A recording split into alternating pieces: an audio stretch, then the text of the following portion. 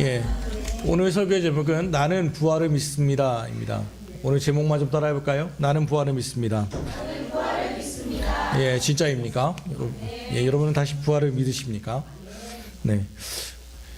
최근에 여러분이 그 경험한 기적들이 있습니까? 내일 또 그렇지 않아도 이 설교를 준비하면서 보니까 KBS에서 이렇게 새로운 월화 드라마가 시작되는데 제목이 우리가 만나는 기적, 김영민이 나오는 그런 기적, 우리가 만난 기적 뭐 이런 게 한대요.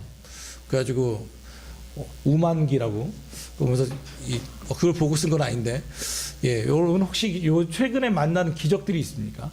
경험한 기적들이 좀 있습니까? 그냥 사는 거죠. 뭐 기적은 그냥 살아가는 거죠. 뭐 기적이 뭐 있겠습니까? 오, 기적이네요. 또 연필 떨었는데 연필 심이 안 떨어졌어요. 심이 기적입니다. 네, 혹시 또 있습니까? 네. 저는 어제 고난주간 사실 제일 바쁜 날인데도 불구하고 결혼식에 좀 갔다 왔습니다. 그 결혼식은 제가 부목사로 있을 때 저희 교구 제가 다 맡았던 교구의 남자 집사님과 여자 권사님의 따님의 결혼식이었습니다. 그 결혼식에 참여하고 이제 막 식사를 이제 3시쯤 늦을 때쯤 식사를 하는데 그 이제 혼주 되시는 그 집사님과 권사님이 오셔서 인사를 하는 것을 보았습니다. 제가 또 지하철을 오랜만에 타가지고 그 결혼식이 2시인데 한 5분밖에 안 남겨놓고 막 뛰어다녔거든요.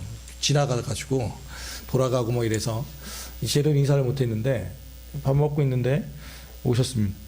그래서 이 남자 집사님은 왜 제가 그 결혼식을 가야만 했냐면 제가 담임으로 나오기 전에 그 가정이 정말 힘들었습니다. 뭐 자세하게 말할 수는 없지만 바로 주변에 한 분이 스스로 생명을 끊기도 했고 모든 그동안 몇십 년 동안 모아놨던 재산이 한순간에 날아가기도 했고 또 사기죄로 막 고소도 당했고 특별한 어떤 잘못이 했던 것이 아니라 여러 가지 투자의 문제 때문에 정말 사회 소망 자체가 없는 때였던 것을 기억합니다. 그래서 제 교구였으니까 저도 참 많이 갔던 것 같고 또 담임 목사님 모시고 또 갔다 오고 정말 힘들게 힘겹게 서로 위로했던 것을 기억합니다. 그러고 나서 이제 제가 담임으로 나와서 어떻게 지냈는지 참 궁금하긴 했지만 물어볼 수 없는 상황이었죠. 그러면서 이제 결혼을 하니까 이제 핑계 겸 해서 뵈러 잠깐 갔었습니다. 기억에 남는 것은 그런데 그 권사님 얼굴이 뭐 결혼식이니까 그렇지만 얼굴도 환하셨고요. 그분이 저에게 오셔가지고 정말 저하고 꼭 껴안았습니다. 그리고 그 권사님이 저에게 이런 이야기를 합니다. 목사님 정말 보고 싶었습니다. 그리고 그 목사님이 저희 집에 그렇게 힘들었을 때 찾아와 주셨던 것을 기억합니다. 그리고 특별히 목사님께 감사하는 것은 그리고 목사님이 계속 생각날 수밖에 없었던 일은 이러면서 말씀하신 게 뭐냐면 제가 그런 적이 있었습니다. 가서 계속 이제 매일 거의 뭐 3일에 한 번, 뭐 매주에 한 번 계속 가서 이제 상황들 보고 기도하잖아요. 그러니까 그때 제가 그때 목사님이 이런 말씀을 전해 주셨습니다라는 얘기는 못 들었고요. 저도 기억이 어렴풋이 났습니다. 그 권사님 물론 연배는 저보다 훨씬 많으시죠. 그런데 저는 목사로서 갔으니까 목사님 그때 왜 저 안아주셨잖아요. 그러시더라고요. 제가 기억이 났어요. 그래서 권사님 가서 푹 안아주셨던 기억이 있어요. 그리고 한마디 제가 그랬던 힘드시죠. 그랬더니 그 권사님이 제 품에서 막 힘들어요. 그러면서 막 우셨던 것을 제가 기억했습니다. 그 순간이 기억이 났습니다. 힘드시죠? 힘들어요. 그래서 안아드리고 다시 또 말씀을 보고 그렇게 해서 기도하고 그렇게 그 힘든 시기를 견디어냈습니다. 그래서 그 권사님이 말씀하십니다. 저를 안아주신 분은 목사님밖에 없었다고. 어떤 목사님도 저를 안아준 적이 없는데 목사님만이 저를 안아주셨습니다. 그리고 지금은 제가 몸무게가 38kg까지 떨어졌는데 지금은 살을 많이 오르셨다고요. 그리고 지금은 괜찮으세요? 지금은 정말 많이 회복됐다고. 자세한 얼마 올라갔고 빚이 어떻게 갚였고 이런 얘기는 잘 모르겠습니다. 그런데 견디어냈더니 다시 살아나더라는 말이죠. 오늘은 부활절입니다. 우리는 부활을 믿습니다. 부활이라는 것은 물론 우리의 생명이 다시 살아나는 것도 맞습니다. 근데 그 부활을 믿는다는 것은 단순히 우리의 생명이 천국에 간다는 것, 하나님 앞에서 다시 살아난다는 것만을 믿는 것이 아니라 우리의 힘든 어려움, 이 상황 속에서도 그 부활의 능력이 함께한다면 다시 살아날 것을 믿습니다. 견디어낸다면, 이겨낸다면, 모진 겨울을 이겨내면 봄이 오고, 봄이 오면 새로운 꽃소식이 있는 것처럼 우리는 부활을 믿습니다. 오늘 그 마음에서 우리 한 여인의 이야기를 같이 좀 보려고 합니다. 오늘 16장 1절은 이렇게 시작되지요. 안식일이 지남에 막달라 마리아와 야고보의 어머니 마리아와 또 살로메가 가서 예수께 바르기 위하여 향품을 사다 두었다가, 오늘 본문의 배경을 잠깐 살펴본다면 안식일이 지남에입니다. 안식일이란 토요일을 의미합니다. 오늘은 주일, 더 로드스데이, 주님의 날이죠. 그러니까 토요일 날이었다는 거예요. 토요일 아침, 그러니까 토요일이 지남에 일요일, 주일날 이제 새 여인이 등장하게 됩니다. 새 여인은 누구냐면 막달라 마리아, 그리고 야고보의 어머니 마리아, 또 살로메라고 되어 있습니다. 막달라 마리아는 막달라고 막 이렇게 기브미 초콜릿 이런 막달라가 아니라 지방 이름입니다. 동네 이름이 막달라예요. 그래서 막달라에 사는 여인 마리아와 출신인 막달라 마리아와 야고보의 어머니 마리아는 누구냐면 예수님의 친어머니입니다. 예수님의 친어머니가 이 야고보의 어머니로 기록되어 있습니다. 자, 예수님의 동생이죠. 야고보는 요한과 야고보가 동생이었기 때문에 야고보와 요셉의 어머니 마리아이고, 그 다음에 살로메는 누구냐면 세베대의 두 아들, 곧 예수님의 두 제자였던 요한과 야고보의 어머니입니다. 그러니까 어떻게 보면 새 여인은 거기 달려갈 만합니다. 자기 아들의 죽음, 그리고 또 자기 제자의 스승, 자기 아들의 스승이죠. 이 세베대의 어머니, 이 여인 살로메도 달려가고, 그런데 이 두 여인이 주인공이면 좋을 것 같은데 이 성경은 막달라 마리아가 주인공입니다. 여인이 어떤 일을 했는지 한번 봅시다. 9절 한번 읽어볼까요? 9절. 자, 같이 읽습니다. 시작.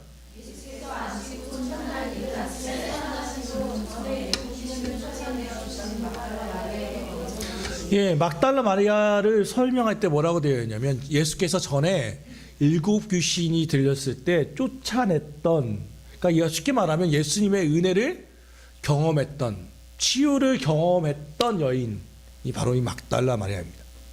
그러니까 그 은혜를 그냥 간직하고 예수가 죽었으니까 모른 척 끝나는 것이 아니라 그 은혜를 간직하고 있기 때문에 이미 죽었지만 그 사랑을 표현하기 위하여 그 어머니와 이 세베 살로메와 함께 아침 새벽 일찍 예수님께 갑니다. 가는 목적은 뭐냐면 향품을 발라주기 위해서라고 되어 있습니다. 향품, 이걸 알려면 잠시 유대의 장례 습관을 좀 알아야 하는데요. 우리는 죽으면 향품을 담지 않잖아요. 수의를 입히고 하루는 지나면, 그러니까 돌아가시면 바로 임종 예배를 드리고, 그죠? 거기서는 영안실에 있습니다. 그 다음 날이 되면 입관이라는 걸 하죠. 입관이 그때 이제 수의를 입히는 거죠. 몸을 다 염이라고 해서 마지막으로 돌아가신 분의 얼굴을 보고 깨끗하게 씻습니다. 그리고는 수의를 입히는 것을 입관이라고 합니다. 그러고 나서 이제 그 다음 날이 되면 발인해서 그 장례를 3일로 보통 우리는 치르죠. 유대는 7일간 치릅니다. 7일간. 유대인들은. 그러니까 돌아가시면 그 당일날 바로 묻습니다. 장례를 합니다. 왜냐하면 특별히 예수님은 이 다음 날이 안식일이었기 때문에 안식일날 아무것도 못 하거든요. 그러니까 서둘러서 이 장례 절차를 해야만 합니다. 이들은 장례를 어떻게 하면, 특별히 부자들은 이 돌 같은 데를 팝니다. 돌을. 거기다 시체를 놓아둡니다. 그리고는 사람들이 못 다니도록 이렇게 큰 돌로 막아버립니다. 그러니까 부자들은 미리 무덤을 준비해 놓는 거예요. 파는 게 너무 시간이 걸리니까. 근데 이때 마침 부자였던 아리마다 요셉이라고 하는 사람이 자기가 쓰려고 했던 무덤을 예수님이 돌아가셨다니까 빌려준 겁니다. 쓰라고 양도한 거 빌려준 게 아니라. 그래서 예수님이 거기다 했어요. 그러고 나면 그러고서는 매장을 해놓고서는 7일간 아무것도 안 합니다. 그러면 시체가 다 썩죠. 그러면 그 유골을 모아서 장례하는 거예요. 무덤에다. 그러니까 이 7일간 지나면 이제 뼈를 모아서 다 썩었으니까 그걸 모아가지고 치르는 거거든요. 그런데 예수님은 3일이 지났으니까 어떻게 되겠어요? 썩는 중일 거 아닙니까? 상식적으로. 그럼 냄새가 너무 심하잖아요. 이 냄새를 중화시키기 위하여 시체에다가 향품을 바르는 거예요. 독한 향품을 발라서 썩는 애를 없애버리는 거예요. 그러니까 이 사람들은 예수님 안식일날 못 갔으니까, 예수님이 돌아가시고 3일이 지났으니까 여인들은 빨리 예수님의 몸에 향품을 발라서 썩은 내를 없애기 위해서 달려갔습니다. 그 여인들이 그만큼 예수님을 사랑했다는 겁니다. 예수님을 사랑하면서 갑니다. 그러나 부활을 믿지는 않습니다. 예수님을 사랑하지만 부활은 전혀 믿지 않아요. 그 여인들에게는 걱정이 또한 있습니다. 걱정이 뭐냐면 2절 3절 한번 읽어보겠습니다. 2절 3절 시작.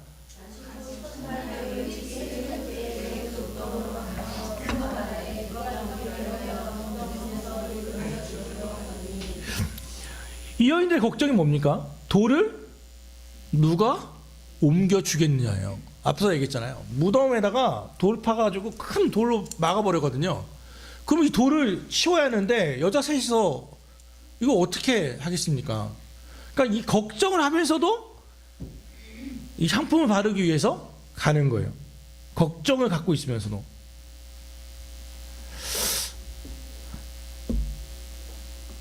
사랑하는 여러분,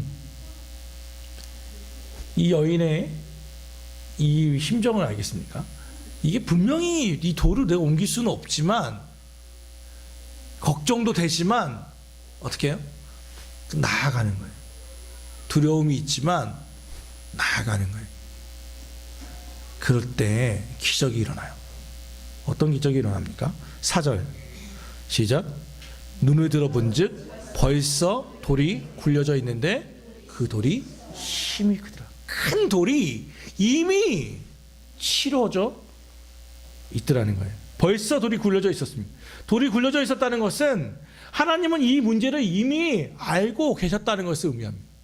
여인들의 걱정, 근심을 이미 알고 계셨습니다. 걱정만 해서는 아무런 일도 되지 않습니다. 걱정과 근심만 해서는 아무 일도 되지 않습니다. 주님을 사랑하는 마음으로 무덤으로 달려갈 때에 기대치 않은 주님의 도우심이 있습니다. 저는 요즘 들어서 계속 제가 들리는, 제일 많이 듣는 말이 뭐냐면 엄마에게 이른다예요. 어제 하루 종일 이거 있어 보니까 내원이가, 유빈이가 맨날 하는 말이 그거예요. 엄마한테 이른다, 엄마한테 이른다. 그래가지고 얘네들만 한 줄 알았더니 오늘 또 수아, 승아 또 얘가 가지고 엄마한테 이른다, 엄마한테 이른다 계속 하는 거예요. 이게 자꾸 들려요, 제 귀에. 엄마한테 이른다. 근데 사실은 그건 믿음이에요. 엄마한테 이른다고 한다는 것은 이 당시 아이들의 나이 때는 뭐예요? 엄마는 그때 당시 엄마 또는 아빠는 모든 것의 해결자예요. 전능자이시죠. 전지전능하십니다. 물론 때로는 화를 내시고 때리기도 하시지만 조금만 말씀만 잘 드리면, 이르기만 하면 그는 공정한 재판관이 되어 나의 억울함을 풀어줄 거라고 믿습니다. 엄마한테 이른다.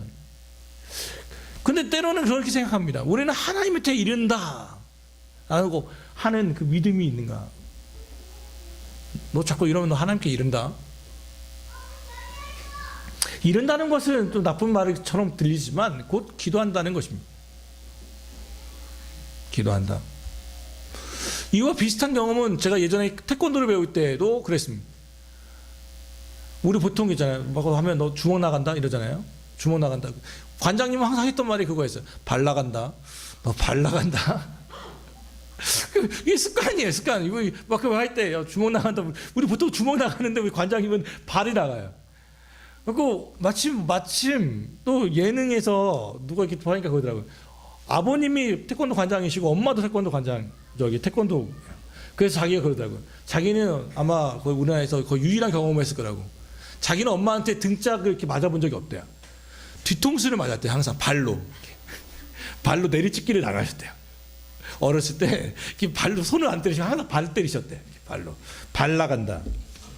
왜요? 가장 습관화되어 있는 거거든요. 그러면 우리에게 습관은 뭡니까? 하나님께 이른다, 하나님께 나아간다가 혹시 되어 있으십니까? 하나님이 공정한 재판관이 되어줄 거라고 믿으십니까? 오늘 마치 하나님을 마치 경험하지 않고 관념적으로 생각할 때가 참 많습니다. 하나님을 관념적으로 생각해요. 이 여인들이 그랬어요. 여인들이. 예수님은 사실 마가복음 우리가 16장을 보고 있지만 8장, 9장, 10장 계속해서 말씀하시는 게 뭐냐면 내가 다시 살아나리라 였습니다. 내가 인자가 예루살렘에서 고난을 받고 죽은 지 3일 만에 다시 살아나리라. 하도 많이 얘기하니까 이 이야기를 들었던 대제사장들과 이 예수님을 죽였던 제사장들과 서기관들이 걱정이 돼가지고 예수님의 무덤을 로마의 병사들로 지키도록 했습니다. 시체를 누가 훔쳐갔다가 예수님 부활했다 이렇게 할까봐. 이 말은, 그러니까 예수님이 부활한다는 말은 예수님도 말씀하셨고 오히려 예수님을 죽인 이들이 믿었습니다. 그런데 예수님을 가장 사랑했다고 하는 이들이고 또는 다음에 보겠지만 예수님의 제자들도 예수님의 부활을 믿지 않습니다. 재미있는 통계가 하나 있습니다. 그 수사반장, 옛날 말로 하면 지금은 말하면 이렇게 추적 60분 이런 거 있잖아요. 그 범죄자를 찾는 거 이런 거, 공개수배 이런 거 우리는 그냥 보다 말다 하잖아요. 반드시 시청하시는 분들이 계시다고 하더라고요. 누구겠습니까? 예, 범죄자들께서는 반드시 보신답니다. 형사의 얼굴을 본다고 하더라고요. 이렇게. 그분들은 이걸 정말 열심히 시청하신대요. 그래서 요즘은 형사들 얼굴이 정말로 농담이 아니고 그래서 형사들 얼굴을 웬만하면 잘 안 보여준다고 해요. 이 프로그램이 폐지될 때 중에 이유가 하나는 부작용 하나는 범죄 수법이 너무 자세히 드러나서 새로운 범죄를 양상한다는 비판이 하나 있었고 또 하나는 형사들 잠복 근무하거나 이런 형사들의 얼굴이 다 노출되니까 이게 방송에 부작용이 있다고 해가지고 나중에 형사들을 다루는 프로그램이 많이 없어졌습니다. 예수님을 죽인 이들은 예수님의 부활을 두려워합니다. 두려워하면 믿는 겁니다.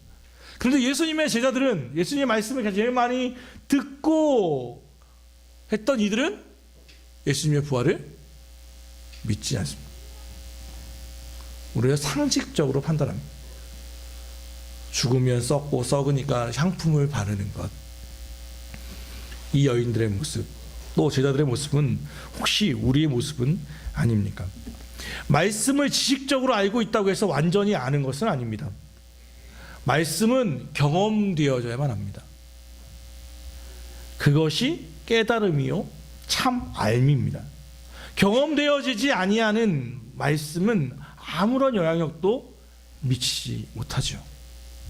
내가 그 말씀을 겪어봐야 또는 내가 기도했더니 하나님의 말씀이 이렇게 해서 내가 이렇게 순종했더니 이렇게 경험되어지더라가 됐을 때 우리 믿음은 성장하게 됩니다.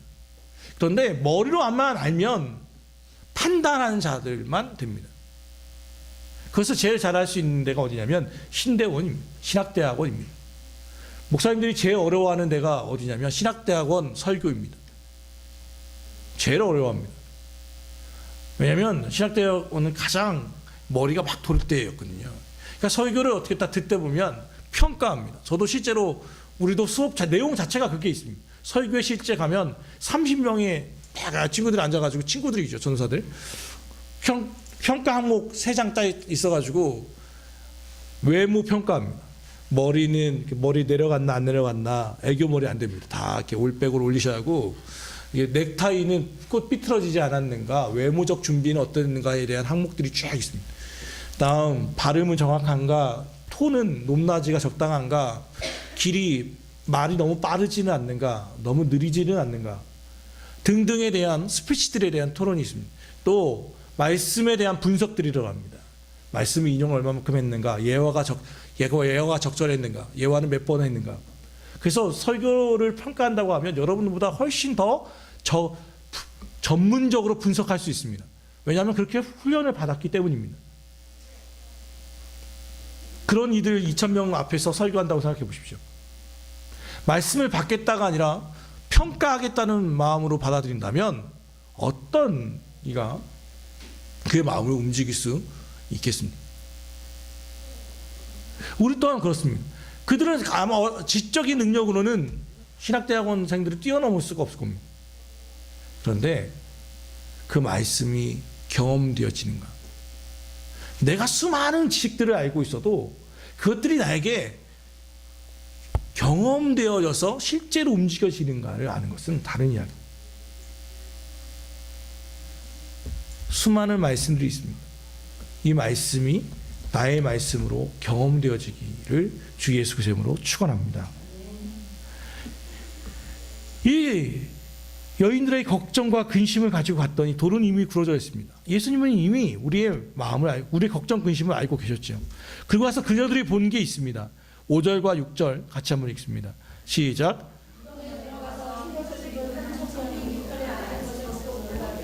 청년이 이르되 놀라지 말라. 너희가 십자가에 못 박히신 예수를 찾는구나.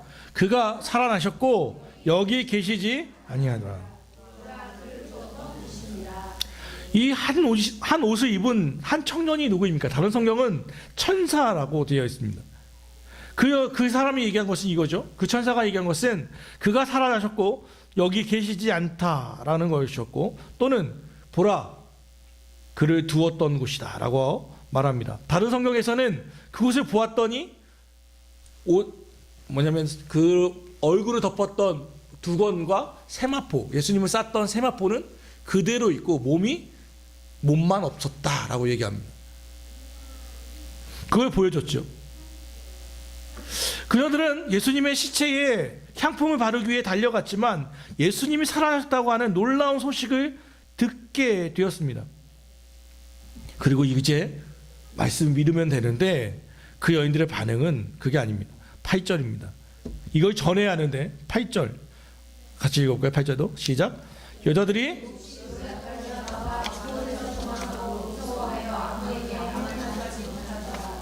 그녀들이 무서워했던 이유는 무엇입니까? 왜 놀랐습니까? 자기의 상식으로는 판단할 수 없는 일이었기 때문에 그렇습니다. 자기 머리로는 도저히 이해할 수 없는 일이 일어났기 때문에 놀랍고 무서워하는 겁니다. 우리가 왜 귀신을 무서워합니까? 평상시 귀신을 본다면 우리는 놀라지도 무서워하지도 않을 겁니다. 우리의 생각으로는 전혀 모르는 일이었기 때문에 그렇습니다. 경험할 수 없는 일이기 때문이죠. 여러분 가위에 잘 눌리십니까? 눌려보신 적이 있으십니까? 가위에 눌리시면 어떻습니까?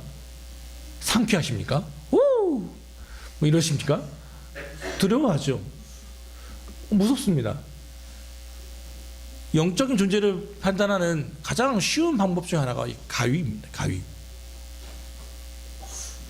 심리적인 요인이다 막 얘기하고 하지만 우리가 가상 마치 잠에서 깨기 직전에 경험하는 이들이 가위이죠.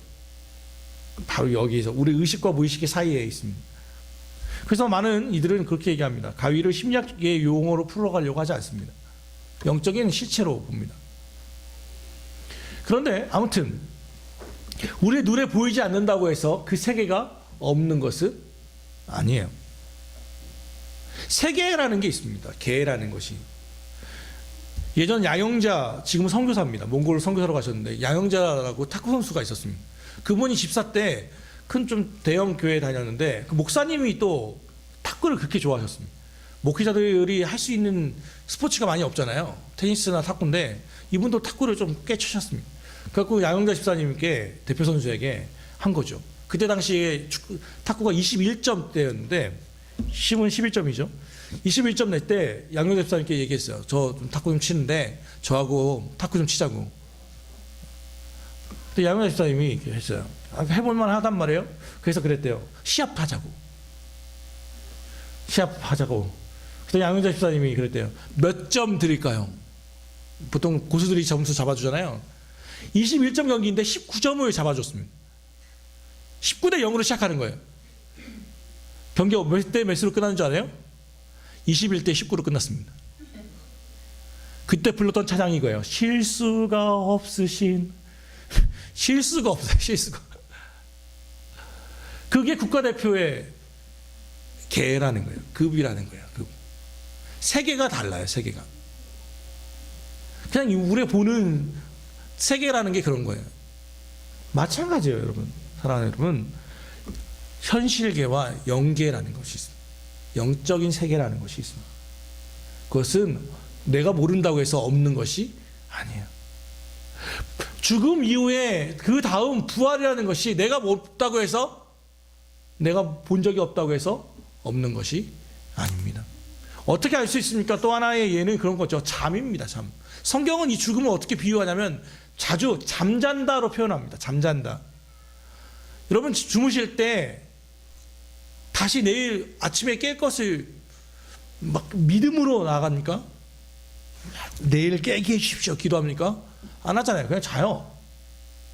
그럼 아침에 잔 동안 내가 무슨 일을 했는지 모릅니다.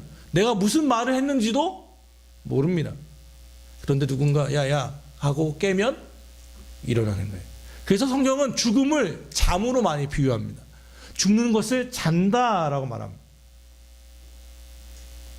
어떻게 부활할지 모릅니다. 그러나 믿는 것은 우리가 죽으면 야야 하고 잠을 깨워줄 분이 계십니다. 우리는 다시 일어나게 될 것입니다. 그것을 부활이라고 합니다. 성경은 이것에 대해서 수많은 곳에서 이야기합니다. 저는 부활을 믿습니다. 여인들은 듣고도 믿지 아니하니라 라고 성경은 분명히 말하고 있습니다. 11절 같이 읽읍시다.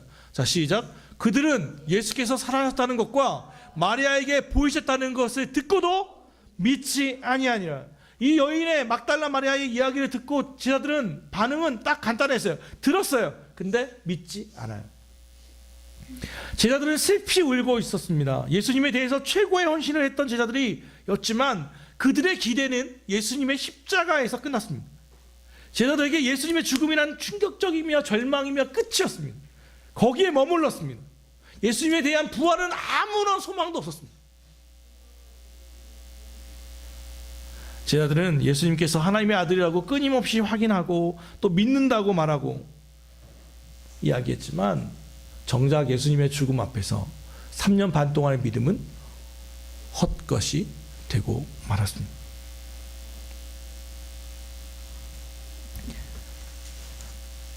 사랑하는 여러분, 우리는 그리스도인입니다. 우리는 매년 부활절을 지냅니다. 매년 부활절을 지냅니다. 그리고 예수님이 부활하셨다고 계속해서 이야기합니다. 얼마나 잘 했는지 계란도 삶고 부활과 부활, 부화와 부활을 비슷해가지고 또 계란도 삶아가지고 나눠주고 예수님 부활하셨습니다 이야기합니다. 아마 우리만 아니라 전 세계에서 부활절을 지킬 겁니다. 예수를 믿지 않는 사람은 또 예수님 부활하셨다는 말은 거의 다 들었을 겁니다. 그럼 이제 이 듣는 것으로 그치지 않고 오늘 제자들은 듣고도 믿지 않았다라고 말합니다. 그럼 이제 이 질문은 우리에게로 오게 됩니다. 들었습니다. 이제 물어야만 합니다. 나는 부활을 믿는가? 다시 살아남을 믿는가? 내가 마치 잤다가 깨는 것처럼 내가 죽음 이후에 부활할 것을 믿는가? 우리는 매주 사도신경을 통해서 고백합니다. 나는 부활을 믿으며 몸이 다시 사는 것을 믿으며. 그러나 이것이 고백이 아니라 주문일 때가 얼마나 많은지 모릅니다.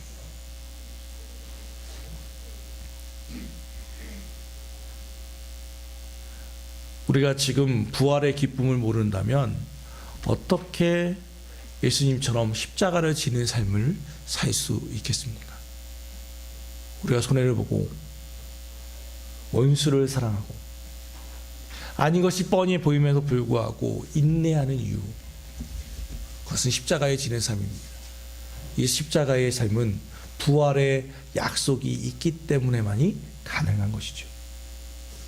이 땅에서의 수고로움 주께서 아신다. 오늘 말씀은 아니지만 고린도전서 말씀은 좀 찾아봤으면 좋겠습니다. 읽고 오늘 마치겠습니다. 15장 58절, 고린도전서 15장 58절 말씀 읽읍시다. 15장 58절, 고린도전서 15장 58절 285페이지입니다. 같이 한번 읽겠습니다. 시작. 그러므로 내 사랑하는 형제들아, 견실하며 흔들리지 말고 항상 주의 일에 더욱 힘쓰는 자들이 되라. 이는 너희 수고가 주 안에서 헛되지 않는 줄 알미라. 아멘. 견실하며 흔들리지 마십시오. 주께서 주 안에서의 이 이유는 부활의 주님은 우리의 수고로움을 다 알고 계시기 때문입니다. 같이 기도합시다. 사랑하는 주님, 오늘 예수님의 부활을 찬양하고 축하하는